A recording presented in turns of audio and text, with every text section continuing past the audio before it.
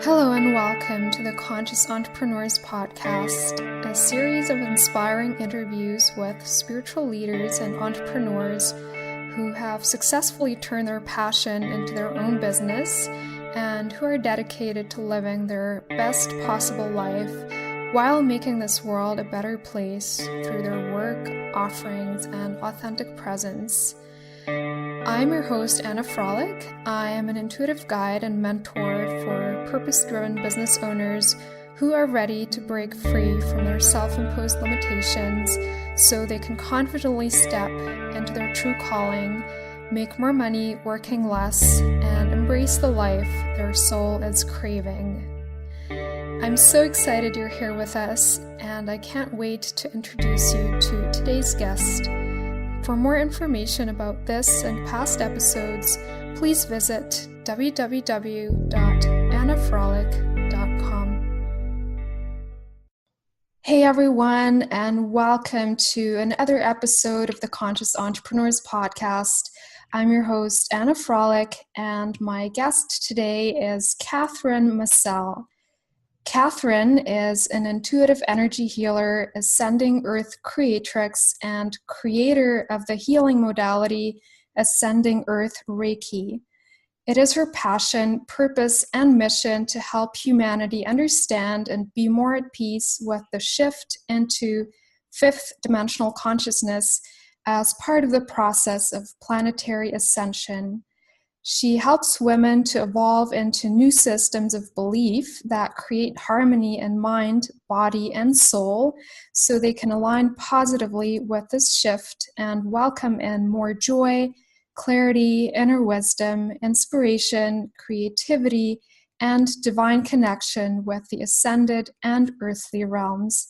She helps women to birth new ways of being through rebalancing the heart and mind so they can integrate all aspects of self into wholeness and claim the abundance and prosperity that is etched into their soul's blueprint. Yay, I'm so excited you're here with me today, Kathryn. Thank you so much for deciding to join me on today's podcast episode. You're so welcome. It wasn't a hard decision at all. When you asked, I wanted to leap at the opportunity. So thank you for having me. Awesome. Yeah, it felt so divinely guided to ask you, as I just shared with you. I always like to really trust my inner nudges. I always get like really clear, intuitive nudges to just ask this one specific person. So I'm so excited and so glad you wanted to join me today. Mm-hmm. So the first thing I wanted to ask you is if you could share a little more with us about your spiritual journey, how you got started on your journey of spiritual awakening. Is this something that has really been present for you since childhood, or did you become aware of yourself as a spiritual being a bit later in your life? How was this for you? Well, I've always known that there was something going on that I didn't feel so comfortable to talk about when I was a little kid. I had a very clear sense of being clairsentient and claircognizant from as early as I can remember. And just being able to feel the energy in a room, being in haunted places, I could definitely pick up on things, essences of things, traces of things. I could almost hear the words or feel the words that were unsaid by people in conversation. I watched a lot of adults when I was growing up, so I was that kind of watcher and observer and picking up on things very early on that I just at first assumed that everyone did. And then when I would start to talk about things and get more vocal about what I was experiencing, I quickly learned that that was probably something I shouldn't talk about. Because it just looked like, when I would get reactions from people from the things I would say, they would look at me like I had three heads. So, and as far as I knew, there was no one else when I was growing up, no family members, relatives, things like that, who had these feelings that I did. At least if they did, they never talked about it. So it was kind of this unsaid, unspoken thing for many years. So I internalized it and used it as a tool when I could. I figured out early on how to use it as a tool and as a gauge for human interactions, where to stay out, where to go in, things like that, having an intuitive kind of hit here and there and being able to trust in it and act on it pretty early on. So that was good. I know a lot of people don't go that route. So I felt really fortunate in terms of that, but I didn't do anything with this, let's just say, level of knowing until I was in school to be an esthetician. I had a teacher at the time who was very, very, she had this very foreboding presence about her. She just was very authoritative, and she was all business, and she was a great teacher. She was wonderful, but she took me aside one day and she said, "Do you know what Reiki is?" And at the time I had heard of it, but I didn't know much about it. I didn't know anyone who practiced it. And I told her as much, and she went on to explain to me in very clear detail what Reiki was, that she was going to be my mentor, and she was going to take me through to master level of being a Reiki practitioner and master and teacher. And I said, "Oh, okay." I thought this was aesthetics school. It totally was out of left field for me. I didn't know where it came from, but when I calmed down from the experience, I realized that this was the woman I had been asking for. Because in my heart, I was asking for someone who could teach me or lead me or be a mentor or a guide in some way to help me understand the things that were happening for me from a very young age, and giving me a way to kind of make sense of it, if that was even possible, to compartmentalize it or funnel it into something that could be helpful to others, because I always had this feeling like I should do something with this, but I had no idea what. And so, on my own journey and my own end, I was doing a lot of reading. I was reading anything I could get my hands on that was in terms, spirituality, Eastern, Western, you name it. I was reading everything. I've always been a voracious reader in that respect. And really, when she came along, it was like the culmination of everything I had been asking for. So so grateful for her presence. And then from then on, I started with Reiki, and then moved into hypnotherapy. And then it really expanded into something that, well, what it is today. There were many, many gradients getting to where I am today, but it really led me to where I am in such a beautiful and graceful way. Sure, there were hiccups along the road, but it was all lessons learned, all things that I needed to accumulate in my healing journey to make sense of what I'm doing now, if that answers your question. Oh yeah, totally. Yeah, it makes perfect sense. I think it's very similar for most of us. It's always an evolution, right? And we keep integrating aspects of ourselves and our own journeys, and everything always kind of comes back together on a higher level when we're ready for that. And in ways that we can't even have imagined, really. So that's been a big source of my happiness and contentment at this point, is that things unfolded in a way that at one point I couldn't have even imagined it. So I'm very grateful for the journey. Yeah. I feel it's so fascinating on this journey, in a lot of ways. I think a lot of us are going through a process of empowerment and really learning to, or remembering that we are the creators of our own destiny. But I also believe it's so beautiful to still have that room and leave that room for the magic of the unexpected. Yes. And I think that's such a beautiful part of the journey as well. I agree with you. All right. So when did you start feeling that it was time for you to turn your purpose into a business? Was this something that was really, like naturally guided, where you just kind of,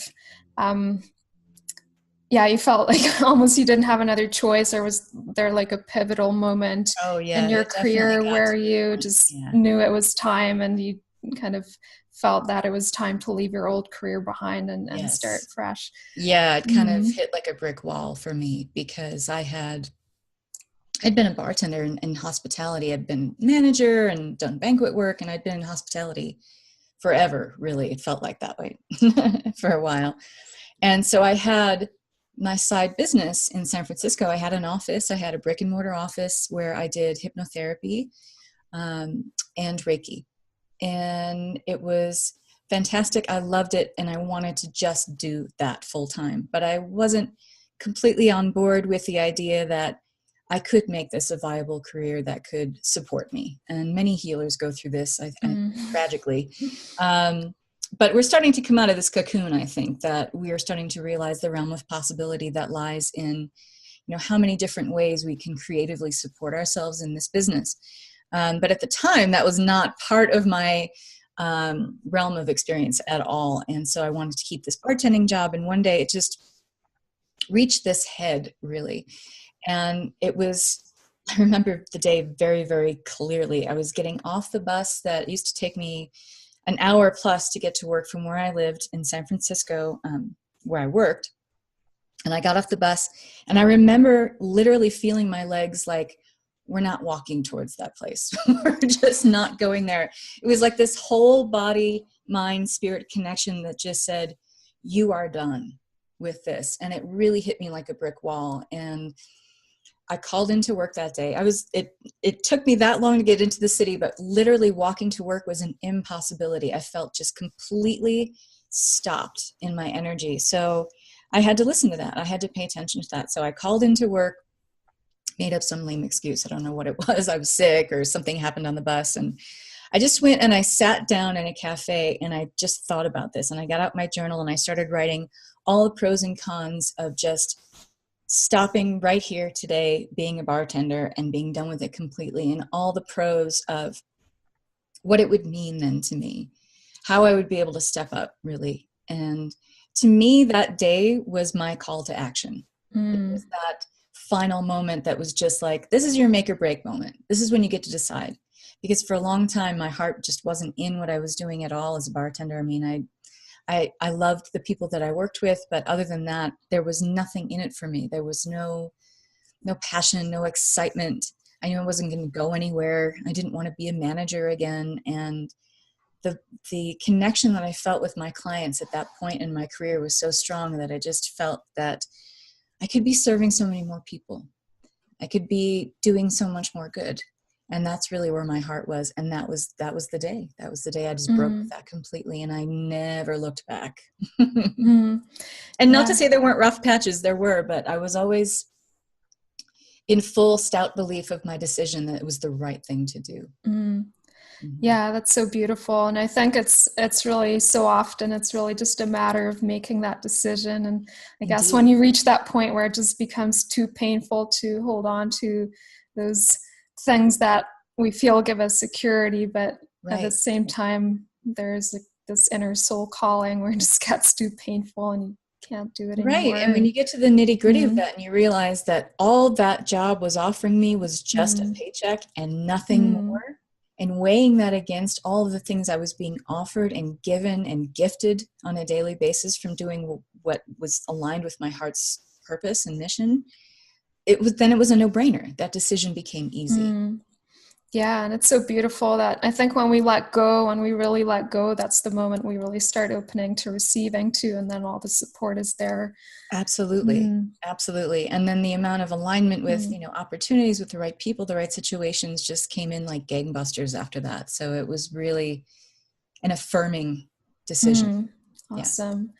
So you mentioned that you went through some challenges as well, as definitely all of us experience, I believe. So would you want to share a little more about that? What are some specific challenges that you went through on this journey of turning your passion into a full-time career? And I guess especially in connection with being a healer and spiritual guide. So I think, it's not that much of a difference from most of us who choose this path in that we have a difficulty fully embracing our gifts and talents and abilities to the point where we openly talk about them and openly share. Many of us who are called to be healers in this lifetime, I firmly believe that we have been called to be healers in many lifetimes before. More than one. And so we hold the energetic imprint of past karma around being a healer in times before where it wasn't so cool for us to be healers, especially women healers. Certainly there was a lot of trauma and shock around that in lifetimes before, where we couldn't easily step up into our gifts and talents, unless we're talking about like prior to 50,000 years ago, where we had more of a, well, even 200,000 years ago, where we had more of the free reign of the divine feminine. But most of us have this imprint of shock and trauma and not feeling safe talking about what we do in a very open and honest and candid way. So we veil a lot of that, and we don't fully express our truth. I can't tell you how many times I've worked with fellow healers who have throat chakra trauma, who have trauma with the eyes, who have trauma with the hands. And this could be from physical things in our past, or just carrying the energy of the divine feminine lineage of healing and clearing. So I definitely struggled with being open about, let's just say particularly about channeling and doing light language channeling, where you're literally speaking a different language that's only understood through the heart. It's not something that can be translated with the intellectual mind. And being able to just talk about that and explain it was a very hard thing for me to do for a while, let alone do it, and do it openly on my Facebook page and in my group, and put my videos up on YouTube. And when I embraced that, a lot of things opened up for me. Like many of us as healers, that's what happens when we fully own our gifts. We experience a whole new upgraded level of them. And also definitely something we all struggle with as healers is that, money is not spiritual. And that definitely hurt me and my security level in the business, especially when I was starting out, feeling like I should be giving away my stuff for free. Because everyone needs healing, right? And this is something that many of us as spiritual entrepreneurs struggle with, this idea of placing a value or, a dollar amount on our services when we feel so called to do healing just for the sake of it. And one of the things that really turned it around for me was a mentor who said, well, think of a plumber. A plumber understands that other people need plumbing, that they need pipes in their house, that they need a flushing toilet, but they don't go around and give away their services for free. Contractors understand that people need homes with 4 walls and a roof, but they don't go away building homes for people for free. Sometimes they do if they work for Habitat for Humanity, but other than that, they place a value on what they do. And we are called to do the same thing. And I do really feel that that's part of our not only part of our challenge, but it is part of our call to action, to step up as healers, is to own the value of what we do with full confidence, knowing that that keeps you in integrity too. Knowing that absolutely. Yeah. So we can get confused around that, and we can kind of go down the rabbit hole with thinking like money is not spiritual, but it's really keeping us, when we hold on to that identity as healers, that we should just be indebted or in servitude to society rather than being in service. That's a big distinction. That we often feel that if we're, placing a high dollar amount, that no one is going to pay for our services and things like that. But I found a way in my business to make peace with all of that, because I work with very high VIP clients who are willing to pay a lot of money because that's more in line with the amount of income that they make. But I also offer really high value, low investment courses for people who don't have a lot of money to invest. So I will work with the full spectrum of people who ask me for some sort of guidance and mentorship, because that's my particular pact with the universe. I want to be able to work with as many people as possible, not just a select few who can afford me. And so there's ways to nuance that and still be able to offer the value, put a value or a dollar amount on the value that you offer, I think.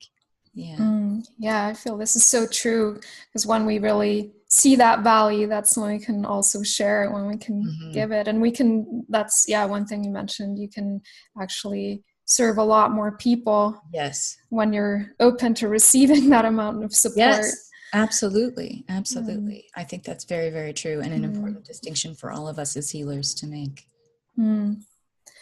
Yeah, and I've definitely been through that as well, and everything that you mentioned, the visibility part, and also really learning that it's not just okay, but that if I want to be empowered and enable myself to live my purpose, I have to really be ready to receive that amount of support. Yes. And I really learned it the hard way.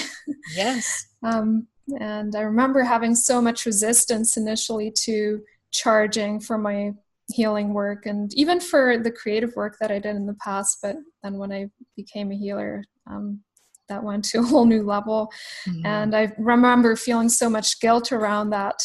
And then at some point I realized that I was really just playing small, like I wasn't willing to make that choice. And I wasn't really serving anybody. So right. yeah. And when we realize that we can be far more impactful, own the value, and totally have confidence in the value of what we offer and are willing to price our offerings accordingly, we can serve people in the highest and best way, because aren't we serving as beacons ourselves in our own confidence and integrity to show the way for others to, it's okay to be this way, and we can actually all equally impact each other and create a larger collective impact on the planet for those who are really coming forward and asking for help. Yeah.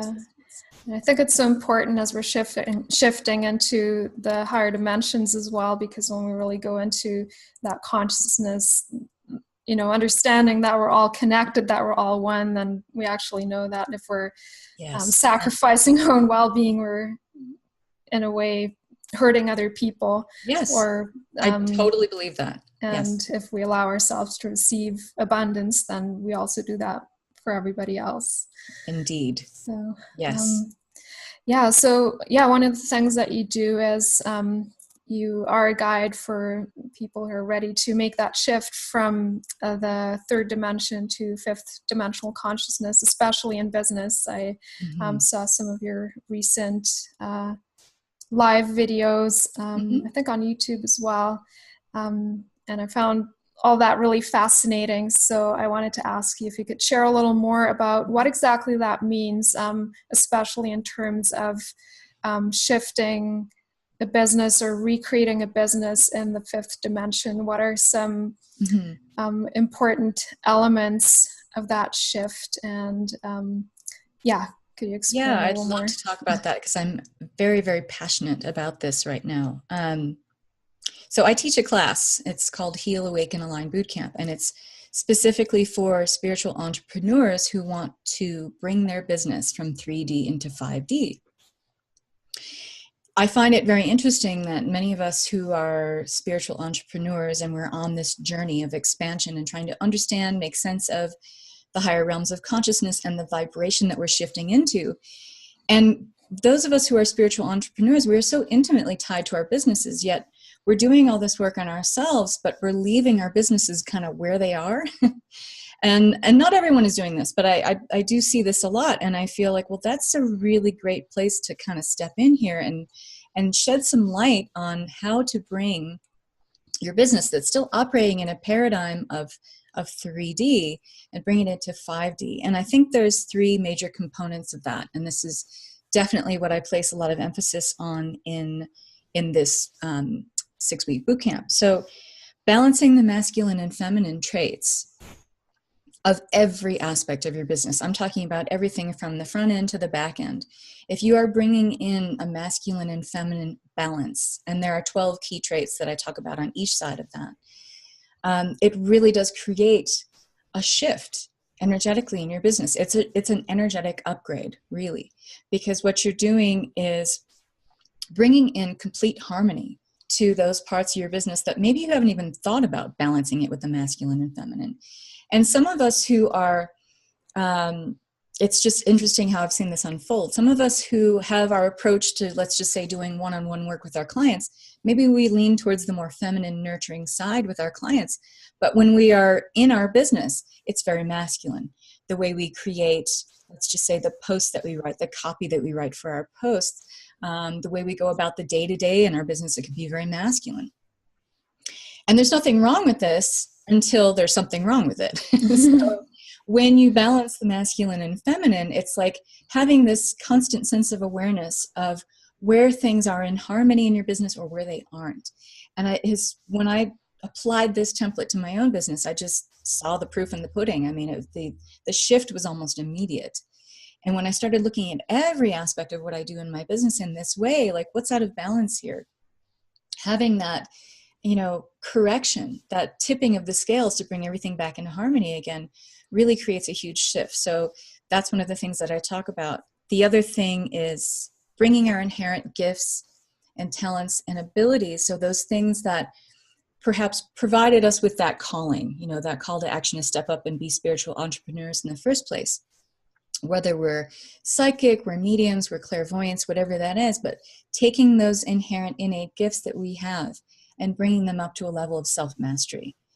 Because to me, it's being called up in 5D to a greater level of service. This is for all mankind, not just for those of us who are healers, but for healers, I think it's even more true. It's a higher call to action. So this is so we can help more people. And so it's possible to help more people understand the ascension process. We can help people understand how to experience the growing pains of ascension in a better way. And this is all about us bringing our talents and gifts and abilities that we've just maybe kind of rested on the laurels of for a little too long and not brought them up in our practice and our dedication to a level of self-mastery. This is how we truly own our gifts with total confidence and integrity. And when we communicate that, we become a beacon to others who are looking for that level of healing and that level of guidance. And then the third part of it is to really stay ahead of our client's healing process. And we do this by fully engaging in our own process, meaning creating total awareness of where we are still holding shadow, knowing our shadow, embracing our shadow even, because that is the wisdom of experience, is in our shadow. The lessons that are here that we've asked to learn are when we unveil shadow, they become apparent only then. And the lessons of this life and the previous ones that are coming up are something that we have to fully embrace. So if we're not actively engaging in our own healing process, how can we expect to be on the leading edge of healing and fully owning our gifts and talents and allowing them to come into mastery level if we're still holding on to so much shadow, if we're still not ready to integrate lessons and become whole ourselves? This is really so we can be better teachers, we can be better mentors, and better stewards of this whole ascension process. And I feel that when we are open and honest completely about our own healing journey, we become beacons also to those who are at that stage in their healing journey of what we just finished healing. It's like we have this energetic imprint that we put out, that those who are aligned with us, our ideal soulmate clients who are here to work with us, they can easily find us that way if we're totally open and honest about our healing process and what we just came out of, what lesson we just integrated. And I feel that's part of all of that is part of our call to action in bringing our business from 3D into 5D. What are some challenges that you see people going through as they're making this shift? I've definitely got my own experience with this. But we all do.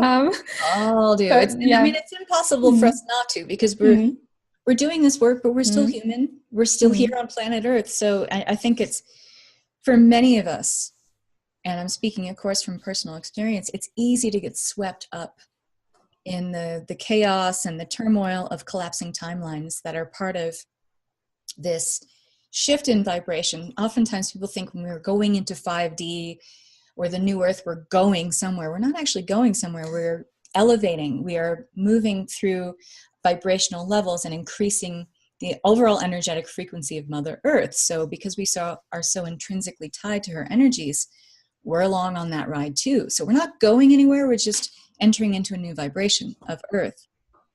And with that, there are timelines that will collapse and are collapsing actively that remove the energies of, I should say reconciling the energies of 3D, the fear, the chaos, the lack, the sorrow, the conflict, loss, all of that, which is very aligned with 3D energies. Those energies are not supported in 5D.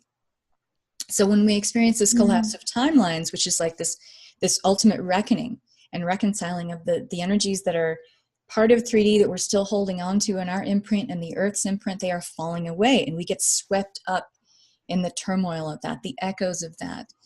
And it's important for us as healers not to get swept up in the drama of that and think, the sky is falling, everything's falling apart. Oh my God, we have Mercury retrograde and Uranus retrograde and all these retrogrades happening at once. The sky is falling. It's easy to get swept up in that. But it's really important to not lose ourselves on our own healing journey and to really understand that things must break down in order to break through. And this is one of those things that just, it sounds trite, it sounds like really simplistic, but I keep this in mind when I start to feel like I'm getting wrapped up in the chaos of the collapsing timelines, that things need to break down in order for us to break through and allow for the imminent expansion of body, mind, and soul, because it's going to happen one way or the other. So we can do it with a lot of pain. We can do it with a lot of suffering. We can do it with a lot of struggle and inner conflict, or we can do it in a way where we understand that this is just part of the flow of the process of ascension. Yeah, I think learning to trust that process has been so important for me. I started seeing this pretty early on my awakening journey, probably months after I started. Like I started noticing that as I was letting go of the old ways of doing things, that I think it started like 7 or 8 years ago, that everything that I had built on fear was pretty much collapsing. And then, I had certain times in my journey too, where I was kind of going back into the fear a bit more. And I think I had some unfinished business in the 3D realm as well. So I think there's nothing wrong with that either. But or just noticed that I was, holding on to certain ways of doing things or to the old ways. And then again, reached that point where it just became too painful and I had to let go. And I feel really learning to trust that process. Trusting myself definitely has been a big part of that as well. Yes. And then trusting that I'm supported as I really follow my truth and embrace the things that really bring me joy and that I know are aligned with my purpose. I think the paradox in that is that we think that when we're going through that period of real struggle and strife and trying to make sense of what's happening, we're going through the breakdown, we're asking for all this help. I think the paradox of that is when we finally surrender to it and embrace the process, all the support that we need comes. But it's like this pact, this agreement, this understanding with the universe that we have to get there first, to that place of faith and knowing that all the support we need will be there when we need it. And that the rest is just kind of wrestling with ego and false identity, and the identity that is literally falling away, or parts of the identity that are falling away with the collapse of these timelines. It's a hard thing to deal with because we're battling with the colossus of the ego. And that's no small feat to wrestle with that and all of the identity issues that come up around that. But it's normal. It's important to remember that it's normal, that we're all going through this at our own level. And the more we talk about it, the more we talk about and share honestly about our healing process, again, the more we can step up and answer that call to action to be of more help to those who need it. Yeah, absolutely. And I think, that paradox that you mentioned, I feel this is so important. Like it's so easy to get sucked back into those patterns that we're so used to. But I think as we're shifting into the new paradigm, we're really becoming master manifestors. So whenever we are not in alignment with what we really want to create, even if it's by holding on to something old that we feel gives us stability or gives us a feeling of safety, it actually pushes us back into the wrong direction, and we're not really aligned to receiving the support then to create the new. So I think that's really great reminder. I think so too. And we're always seeing the contrast of that. So if we are being pushed back, we're being pushed back so far that the contrast is in such stark relief that we get to see in that moment the lesson. We're like, I see what I did.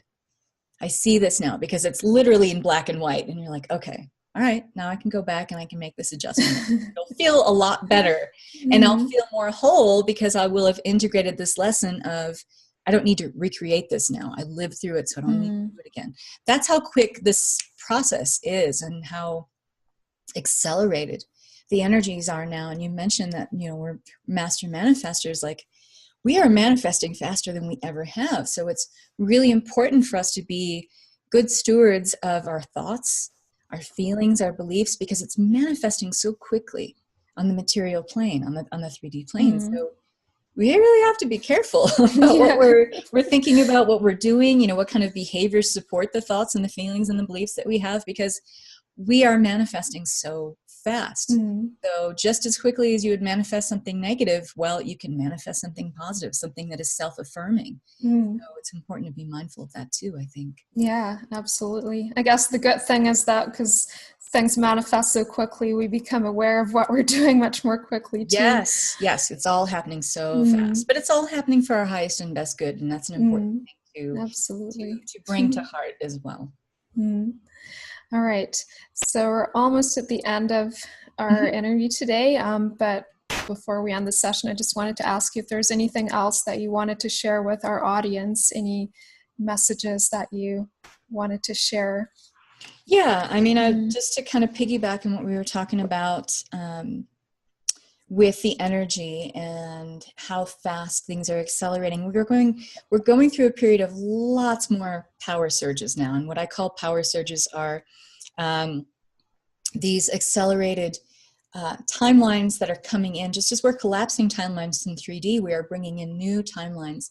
And this is really aligned with, if you think of converging celestial events. I was talking about all the retrogrades happening at once, and solar eclipses and blood moon lunar eclipses and things like that. All of these converging celestial events lead to big purges and shifts down here. Whatever, as above, so below. I truly believe that. And so don't fear it.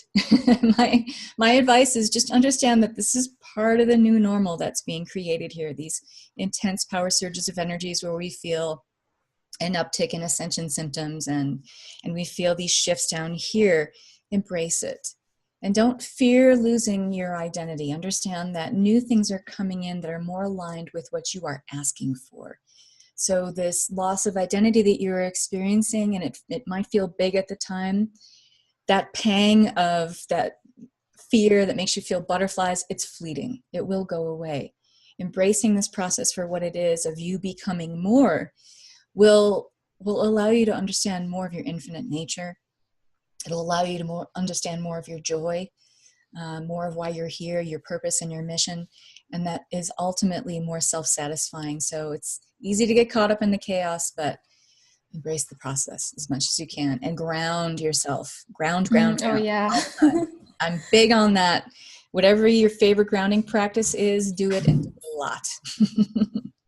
Yeah, that's so important. Definitely learn to see that as well, I think. Because I think part of the ascension process, too, is not just shifting into the higher vibrations, but actually anchoring that in the earth realm. So I think that's why grounding is so important, too.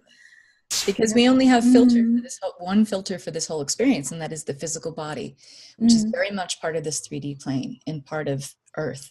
So if we are not grounded, we can't experience the highest and best parts of this whole process. Absolutely. Yeah, thank you so much for sharing that. And one last thing, where can we find you? Oh, okay.